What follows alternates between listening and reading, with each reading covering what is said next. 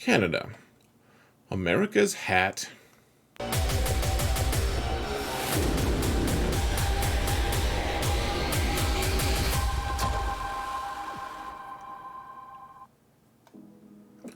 Hello everyone, and welcome to another episode of Zareth Prevails.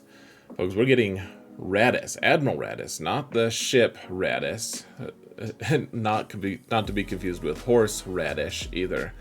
It's going to be pretty interesting, guys. It's actually, it makes a lot of sense that he's coming to the game, and when he is coming to the game, that all makes a lot of sense, guys. So let's dive into his kit a little bit. There's some interesting stuff going on. We're all expecting that Road Ahead post to be coming any day now, so they needed to release him first, I believe, because why bring him into the game unless he's going to be a pilot, unless he's going to be the next big capital ship? That makes the most sense ever, frankly. I mean, how much money has CG made off of Executor? I'd be interested to know the numbers. I mean, Executor didn't have quite as steep as requirements as a lot of Galactic Legends, but I mean, it's in the most important game mode, and it's the thing that you need. You can do without any given Galactic Legend. You're like, okay, I have 5 Galactic Legends.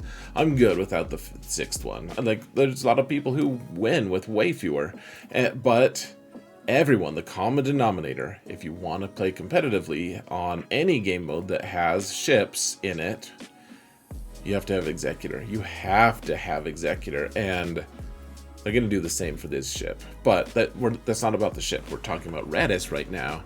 Raddus has to have some kit, and honestly, Piet is a fantastic, one of the very best characters out there, in fact. So Raddus might be the same. I mean, he's kind of a turd polisher, frankly, but let's see. So these are the developer insights. So the only thing that I think that's that interesting here, guys, is the fact that it's going to be a brand new Marquee event, so it's not like a legendary or anything. And actually, I just made a video with Sarah saying that I didn't know if it was a Marquee, but it is a Marquee.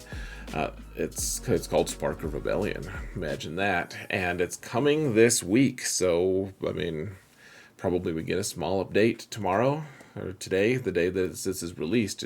I bet we get the update, and then we get the Marquee on Thursday. Otherwise, let's see. So he's going with Rogue One. That was what was surprising to me. I've been thinking we were gonna get Admiral Raddus with the Profundity for a while.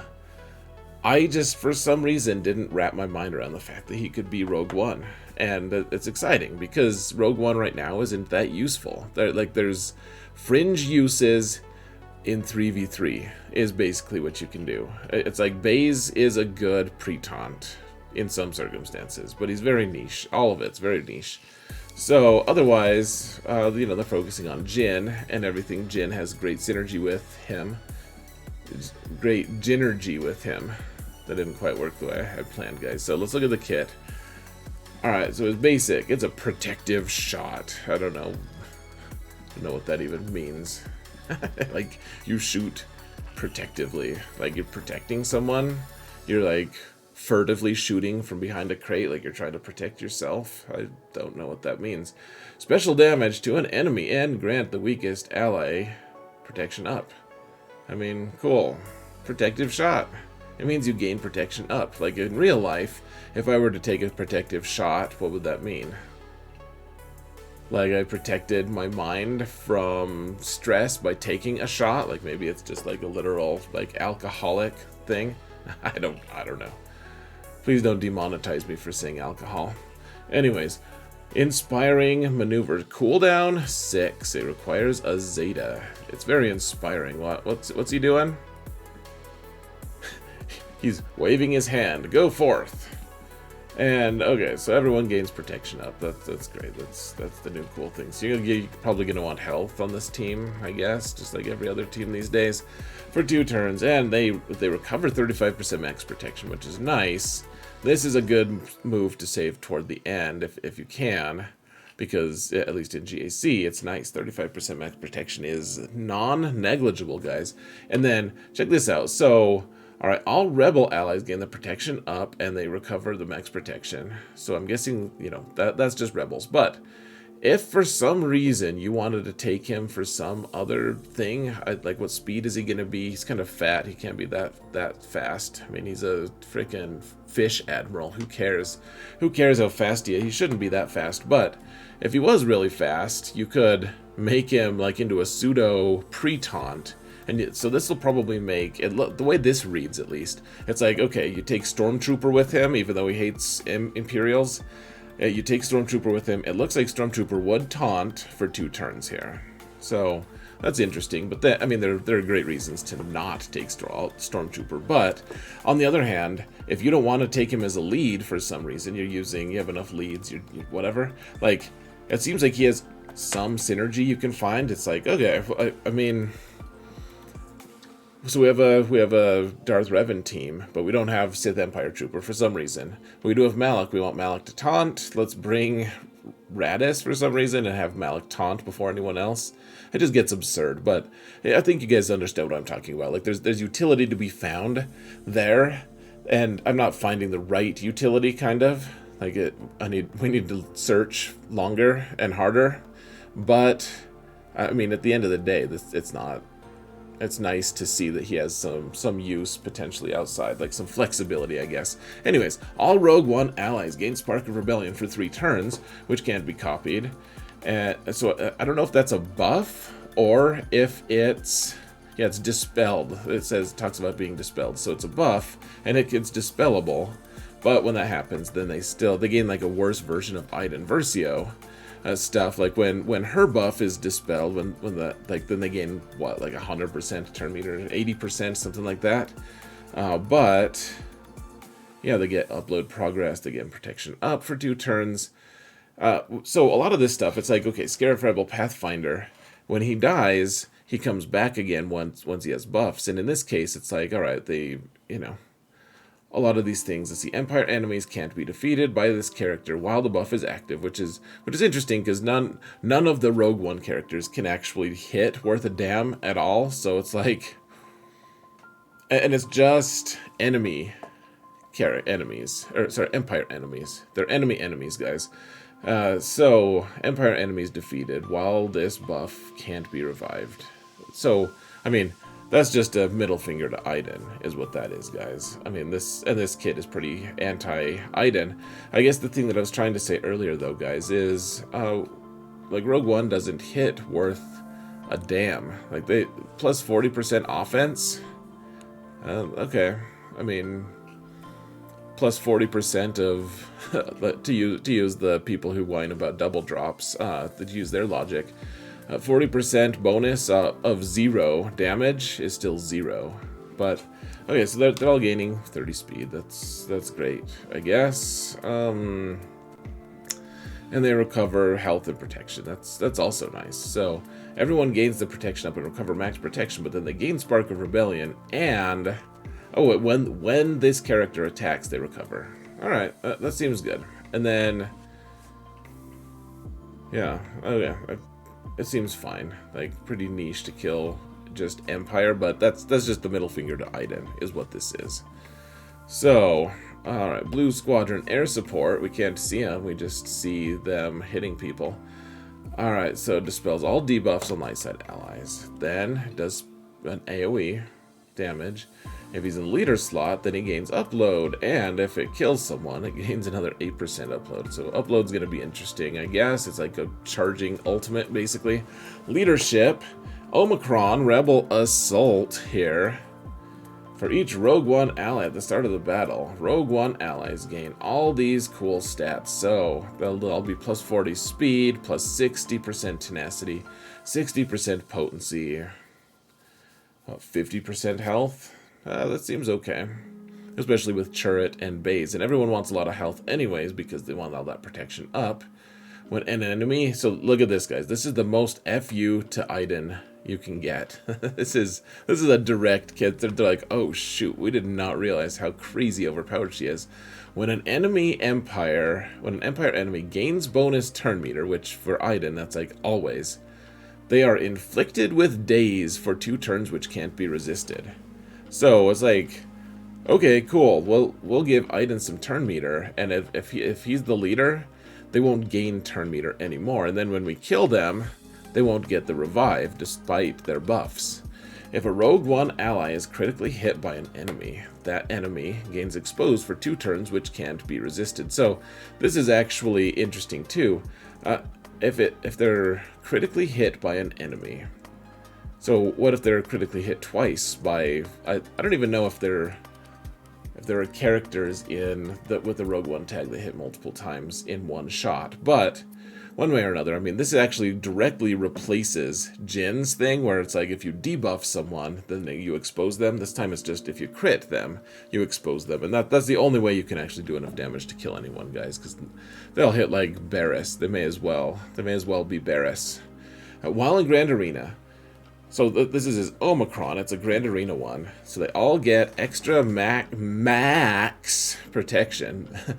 It's like someone's like holding a knife to his junk or something. It's like anyways, at the start of battle, all Rogue One allies gain Spark of Rebellion for 3 turns. That's cool. So Spark of Rebellion is a really nice buff. It can be dispelled right away. Like Asajj is like, you know what? I give 0 Fs about you guys, but when it's dispelled, then they gain all these buffs. And one of the things I started saying that I didn't, the Scarif Rebel Pathfinder is going to be really tough to kill because he's going to have so many buffs floating around. Like, they'll kill him and he'll keep coming back.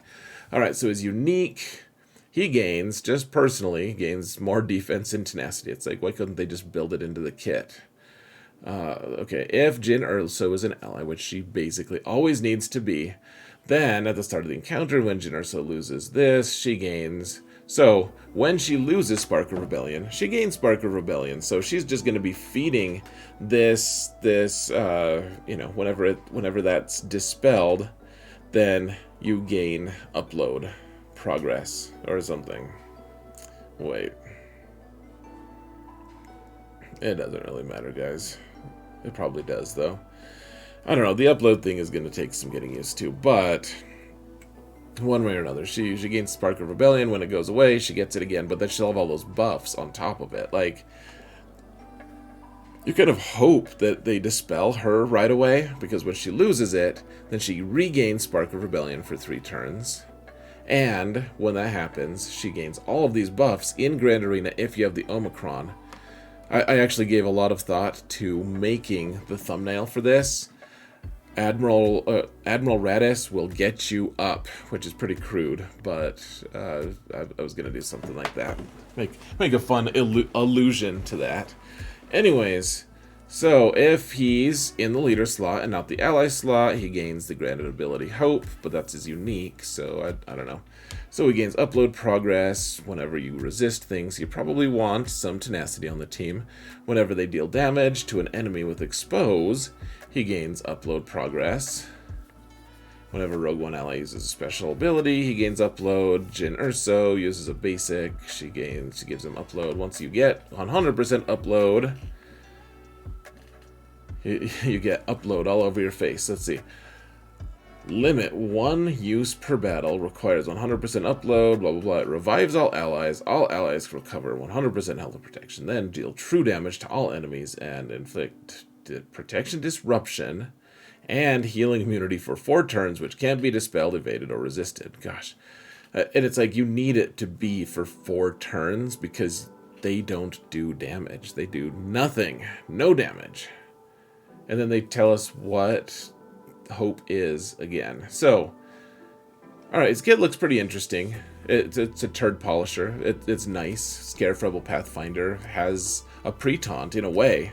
You know, like, we have 3 really decent tanks in this faction, especially if Pathfinder can actually consistently get a taunt. That's nice.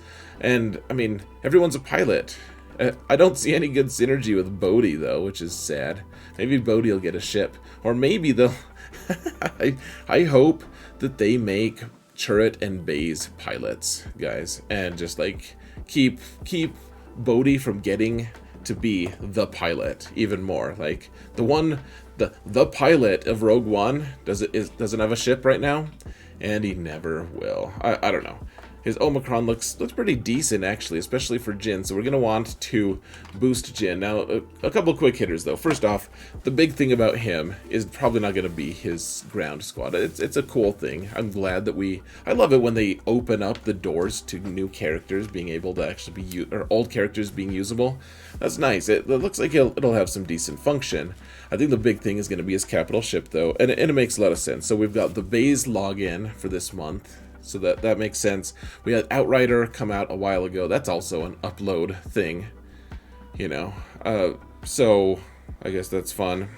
We'll get a rebel ship, a rebel fleet, and then I mean I'm worried that they're gonna pull Cassian. He's gonna pull Cassian off of the current Home 1 fleet, and then the Home 1 fleet's gonna suck.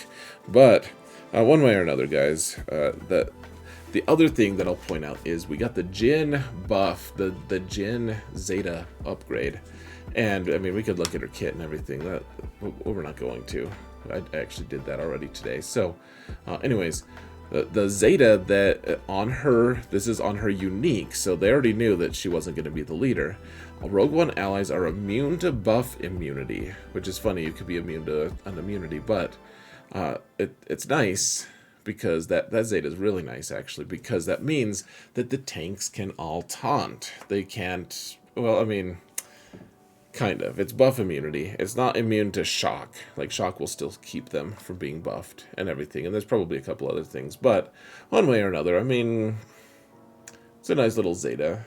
And, you know, do we want the Omicron that goes with it? Probably not. It doesn't look that interesting, at least not yet. But there's also a bunch of other fleet packs, like Marquee packs or whatever, that are, you know, have been released. We're probably going to get more rebel fleets, or more rebel fighters, or, you know, characters that go with ships. And my guess is that the road ahead is going to be, like, later today, and that they're going to announce the Profundity. They're going to talk about datacrons. Like, they're going to have a whole bunch of information. I don't think they're going to talk about a new galactic legend. I think the new galactic legend will be the Profundity. So let me know what you think in the comments, guys. Pretty interesting stuff, in my opinion. I'm excited to have a second Fish Admiral join our ranks.